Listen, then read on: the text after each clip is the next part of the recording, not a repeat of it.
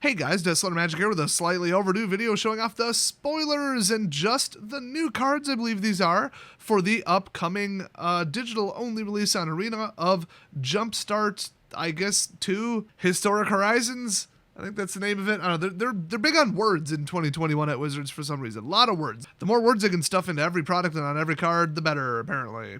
Now there's a little mini mystery I want to kind of give away first here. They said that the cards are from Modern Horizons 1, Modern Horizons 2, and then 31 brand new ones, and it equals like 780 something. Well, if you take all the cards from MH1 and MH2 and add them together, you don't get anywhere near 700 something, even including the 31 new ones. So I don't know if there's just staple reprints, filler, if they're counting the lands, I don't know. Maybe they'll sneak something as a surprise. Maybe I just missed that there was like the word mostly before, the cards are from those two sets. I don't know, whatever. But for now, let's start with Long Tusk Stalker. And most of these new ones, if not all of them, have the new mechanics on them, which are really digital only, even though we've seen them on cards already that are played in paper. So this is a 1/1 for 1 creature cat, and whenever Long Tusk Stalker enters the battlefield or attacks, you get 1 energy. Oh, that's right. Pay 2 energy. Long Tusk Stalker perpetually gets +1/+0, which means even if it goes to the graveyard and then gets resurrected, it still has it. When they say perpetually, they mean that card has been rewritten like you took a pen to it.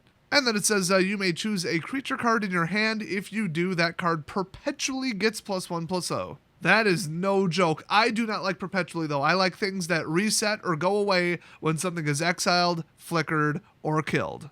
So honestly, this is a pretty strong card if you can keep it in play long enough. By the time you have 2 energy, you will have lost to Elf Ball Rush, though, so might not be as good as you think. Next up, Managorger Phoenix. It's a double red, so 2 cost 2/2 Phoenix. It has flying and it can't block. Whenever you cast a spell, if Managorger Phoenix is in your graveyard, put a flame counter on Managorger Phoenix for each red mana in that spell's mana cost. Okay, that's interesting. If Managorger Phoenix has 5 or more flame counters on it, return it to the battlefield, and it perpetually gets +1/+1. Now see, that makes sense that it would hold that property because it's the same creature coming back to life as property of the creature. So Phoenixes are a little different. Now I don't mean to imply that that's a good thing. Everybody hates Phoenixes. Across the board, last 5 years in the game, Phoenixes are garbage and everybody hates them. Everybody hates anything that keeps coming back from the graveyard over and over and over because it just sits there and eats kill spells and there's nothing you can do except like pin it down or turn it into something or some other exotic effect that your deck doesn't have. I hate them, but what makes these acceptable is making them not hit very hard, for 1, and then 2, make it a little bit difficult for it to come back, not just at end of turn return to play or whatever. I mean, we've had stuff that bad. It's unbelievable. So you've got to cast, in all likelihood, quite a few red spells to get this thing back in play. So, might honestly be to the point where it's not even a good card, but that's fine because the world doesn't need another good competitive playable Phoenix annoying everybody just trying to have fun and play the game. Next up, Leonin Sanctifier. It's a 2 cost 2/1 with lifelink, cat cleric, so a lot going on there with a couple cards that were printed lately. You got party, you got cleric tribal, you got life gain, and you got cats. That's all 4 pretty hot. So when Leonin Sanctifier enters the battlefield, choose a creature card in your hand. It perpetually gains lifelink. So it gains the keyword before you even cast it. Now that actually, once again, is a creative use of Perpetual. But remember that set where you would drop lifelink counters onto something and it would grant it the keyword? Those went away when the creature went away. As it should. So I'm kind of on the fence about this because I get it. You add a property to it in a zone where it wouldn't normally be able to get that property or keyword or ability or whatever. But then it sticks around forever, which is like the downside, and that's kind of the point of the keyword. So, I don't know. Next up, it was going to be Stitchwing Scab until I realized that that's a Shadows over Innistrad card. I don't know why that's in the list. I wonder why it didn't have any new wording. Next up, we got Static Discharge. 2 cost red sorcery, and Static Discharge deals X damage to any target, where X is 3 plus the number of charge counters in Static Discharge. Then put a perpetual charge counter on this card. It's a sorcery. Wow. And each card named Static Discharge in your hand, library, and graveyard. Okay, so I mean, this is just stupid. This is a more roundabout way of just simply saying for every one of these in your graveyard, but I guess if somebody clears your graveyard, it would still be higher. So they want the spell to have a counter on it so that it hits harder whenever you draw it, regardless of anything else, other than how many Static Discharges were cast before it in the entire game. Not the turn, not sitting in a graveyard, aka possibly put there artificially through discarding or whatever. It's how many times was this really actually cast? So it's like multi-turn Storm, which is a lot more fair than regular Storm, so I don't hate it. But if you take all things into consideration, this is an incredibly weak dumb card. You either have to somehow rig your draw or go tutor this or something, or, I don't know, cast this twice from your graveyard, which would actually be kind of problematic, and then it hits harder every time. So I wouldn't care as much if it couldn't hit the player's life total directly. So I heard like red wins is a thing, you know, the multiple variations of it in Historic, and everybody's mad that it's a thing. So we didn't really need this. Next up, Boneyard Aberration. It's a 4-cost 3/3 skeleton doggo. And when Boneyard Aberration dies, exile it. If you do, conjure 3 reassembling skeleton cards into your graveyard. Yes, Reassembling Skeleton, the obnoxious card that likes to get resurrected over and over and over. It gets turned into, like, I guess, a real card for all intents and purposes in the game. It's not like a token of the card because tokens can't reside in the graveyard. So yeah, you run enough of these conjuration things where they create the real card and the card sticks around. You could run over the 250 card limit. In fact, cast one of these effects and you would if your deck is already 250. That might break the game. So obviously I'll try it. Breaking the game is my specialty. So, I mean, honestly, yeah, it costs 5. Okay, good luck getting off anything that costs 5 in Historic without ramping into it, and black's not the best ramp color. But, I mean, okay, treasures, that's more of a red-black thing lately, but still. This, creating 3 of those, is so annoying because you'll just bring them back over and over and over and over and over. And I think it enters the battlefield tapped, if I recall. But still, I mean, things that on their own accord, without another spell or another ability or a planeswalker just coming back because it felt like it, and very minimal penalty for doing so, people hate that, and those cards tend to hit like $30 when they're in the rare mythic slot. I mean, remember there was one for like Shadows or something? Terrible, terrible, terrible effect. Very annoying. But probably never going to see play in Historic, cost 5. Next up, we got Kiora the Tide's Fury. So this is a 4-cost 4 loyalty blue planeswalker, of course, not green this time because she's only green when she feels like it, apparently. And legendary planeswalker Kiora, obviously, and she has +1, conjure a Kraken Hatchling card into your hand. That card is a vanilla 0/4 for 1, so why can't they just say create a token that's a 0/4 Kraken? Because, ooh, new ability is so fancy and amazing and only works on digital. Sure, I mean, I guess if you're already running the card Kraken Hatchling, you could use this ability to get more than 4 in play at once, but you could also just, like, copy it.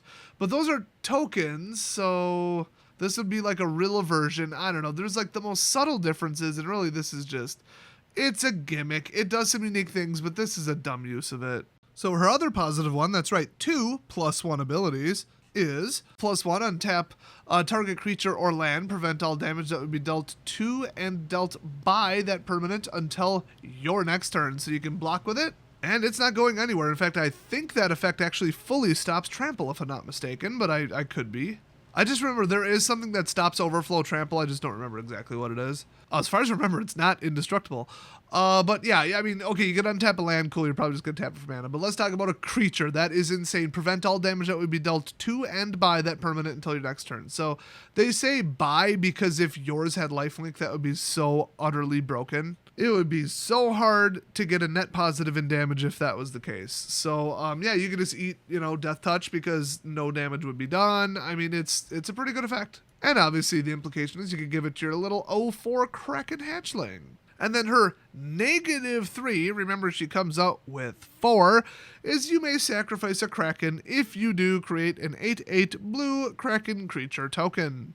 So turn 1, create the little baby Kraken, turn 2, -3 with 2 remaining, and then create an 8/8. I think that's a little much for 4 in blue, but I mean, we are approaching the power level of Modern and Historic, so, you know, maybe it's not too nuts. So next up we got Mentor of Evos Isle. It's a 2/1 for 3 bird wizard in blue with flying, and when it enters the battlefield, choose a creature card in your hand. It perpetually gains flying. So flying before it's even cast. I mean, it's such a gimmick.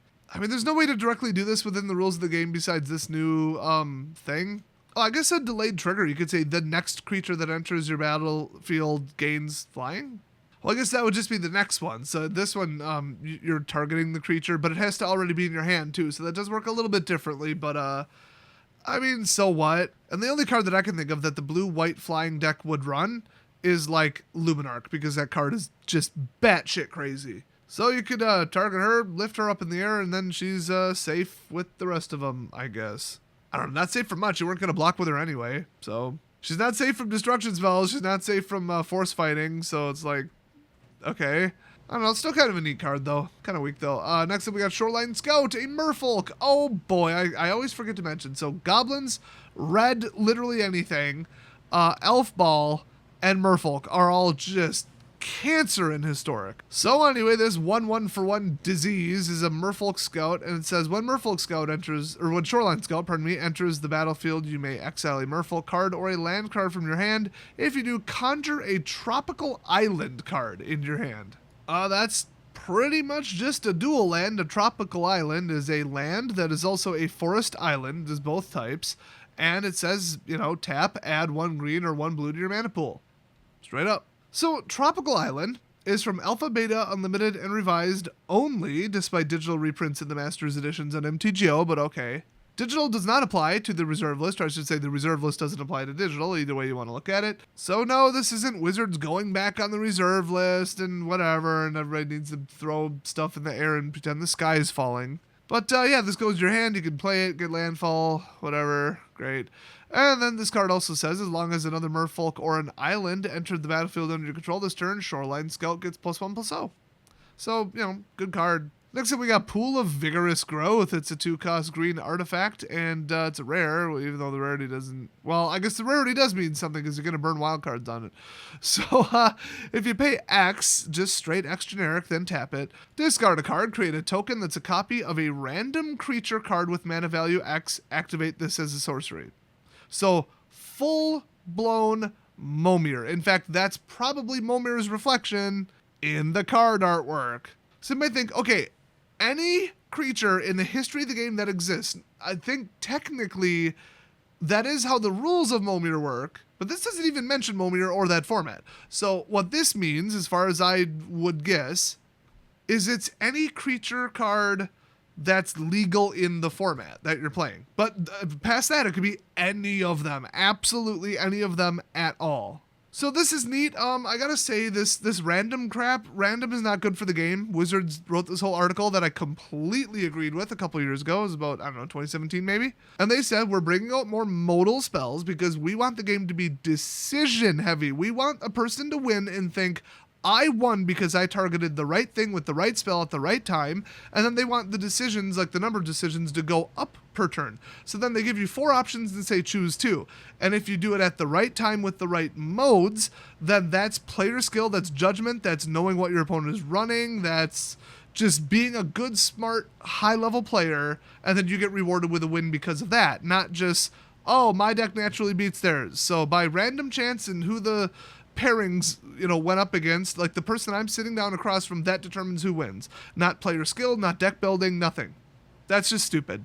That's why they said they were getting rid of the protection from one exact color thing, because they don't want a card to have protection from red, and then you sit down against a green deck and it does nothing, and then you sit down against a red deck and it completely shuts them down. That's complete and utter luck. It has nothing to do with player skill whatsoever. So they wanted to move luck out of the game and add more skill into the game, because there's a lot of pure luck games out there, and they're utterly stupid because you can only become lucky at them, not become good at playing them. So now here we have 100% complete and utter random luck on top of a set that just came out that rolls dice. So clearly they have not been listening to their own instructions and their own design philosophy that they said they're going to use moving forward.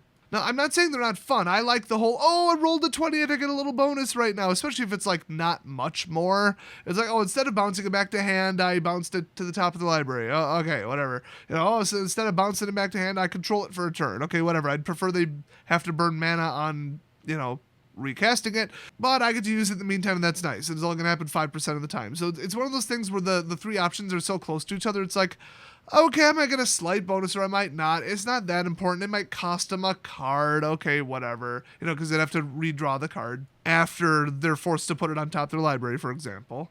And these swingy, lucky, you know, luckouts, people like them. It's fun, but it's not fair. And it's not good for competitive Magic. Would you play CSGO or Apex Legends or any popular shooter like that if 10% of the time when you pulled your trigger, nothing happened, no bullet came out?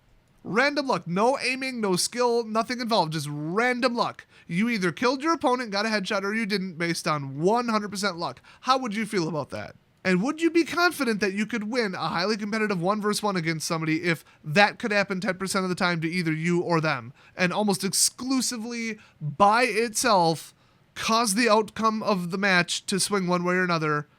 Pure luck. I wouldn't even download the game, let alone try to play competitively. Because that's just stupid. Why should it be left up to luck instead of who's the better player? You know, and that's the issue I have with all this random crap lately. So this is like the epitome of that, and they already said they're not going to do this. They're going to move away from luck as a design philosophy. Oops. Then we get this. So next up we got Sky Shroud Ambush. It's 2-cost instant in green. Target creature you control fights target creature you don't control when the creature you control wins the fight, which that's not a term. I guess everybody would know what it means, but I don't think that phrase is anywhere in the rules. Draw a card. So as far as I can see on the Gatherer database, this is a brand new card, but it doesn't use any of the new language or anything. I mean, don't get me wrong, it doesn't use one of the 3 new mechanics. It does appear to use new language. I do believe I just pointed that out. But I'm going to say this is definitely more powerful and a little bit more annoying than what is it, Ram Through or whatever? Yeah, I'm getting sick of that. But, I mean, a card out of it in green, which was supposed to be the kind of difficult to draw cards color until the last 2 years, this is pretty powerful. I mean, it is a true fight and you don't get a boost. So it's not like that good, but if you're already pretty sure you're going to win, I mean, you get a card out of it if you win. So this is nuts. At the power level of Historic, it's completely appropriate, though. So next up, we got Veteran Charger. It's a 3-cost green Centaur Soldier. It's a 2/2. It's a common, it looks like. And when Veteran Charger enters the battlefield, choose a creature card in your hand. It perpetually gets +2/+2. Once again, you could have just made it ETB and anything already in play. You could have said the next creature that comes in. You could say all the creatures that come in after this get a boost. I mean, they've already got so many cards that do something like this. And then they act like this is so new and such a novel thing. Like, it just works almost functionally identically, so I don't see the point, but whatever. There is one thing I like about targeting cards in your hand, though, okay?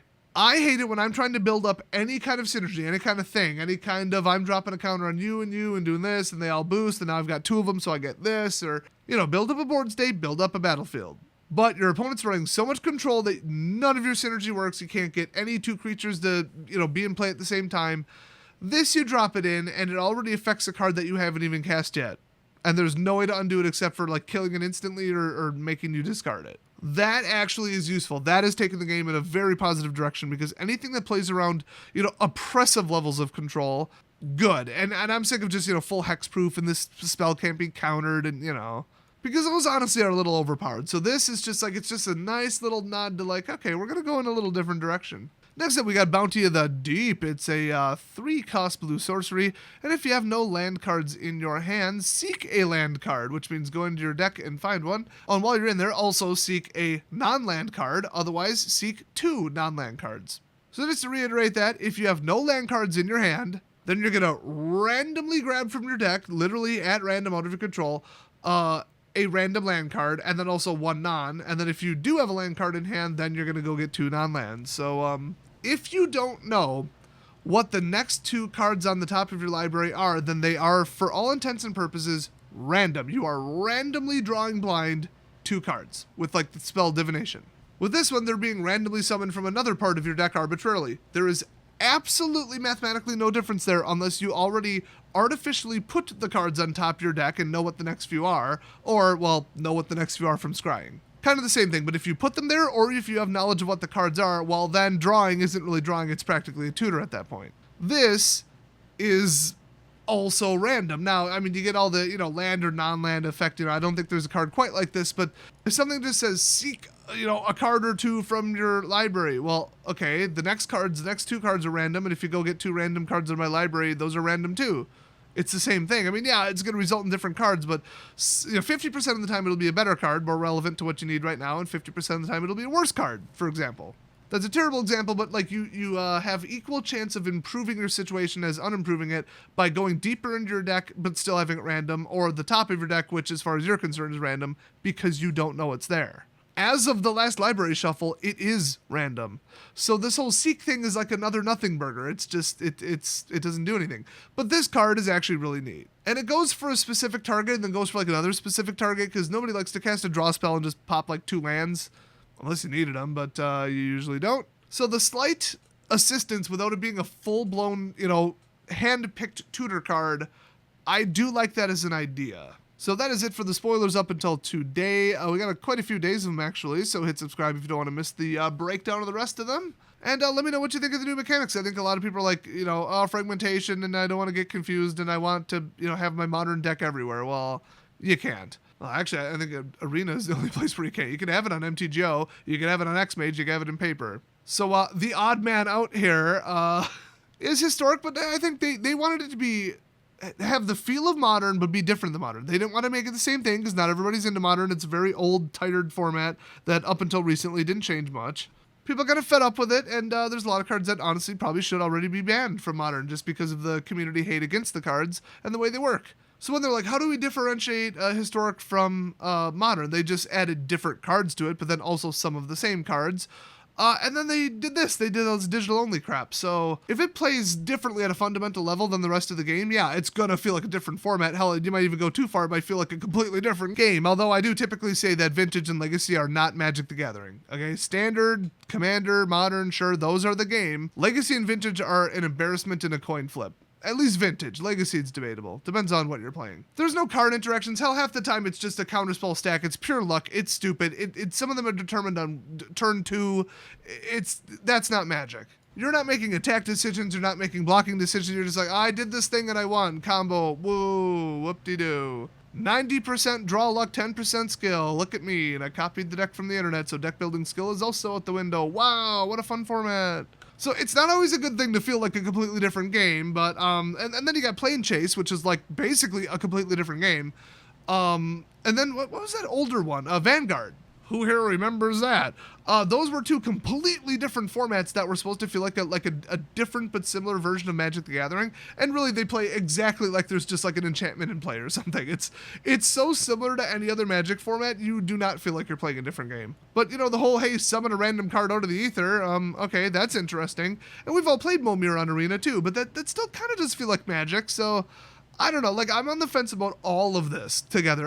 The whole format's, I'm disinterested in it, so that probably doesn't help me in my decision-making process, assessing any of these, but if the format is going to be digital only, and they're going to really hold to that, and they're not going to try and push historic into paper, ever, well, now they've sealed it, they can't, well then, yeah, proceed with it, go for it. I mean, do all this stuff that you would not practically be able to do in paper, but always wanted to, but it would still feel like things are happening in Magic, just with like a little bit of a tweak. Just, really, it's just the way you're playing, and already playing digitally with an anonymous person and no voice chat or nothing, no text chat at all, no communication, versus playing against a human at F&M, or your friends, or kitchen table, whatever.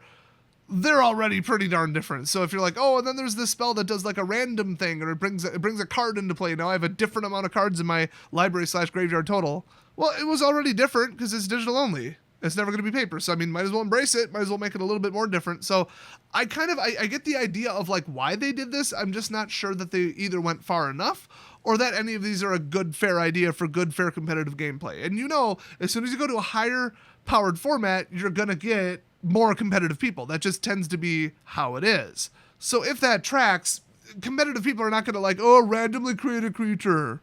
Well, there's nobody forcing you to play these cards, but also if they end up being on average very powerful, but then you don't like the effect, but you're forced to play it because it wins games.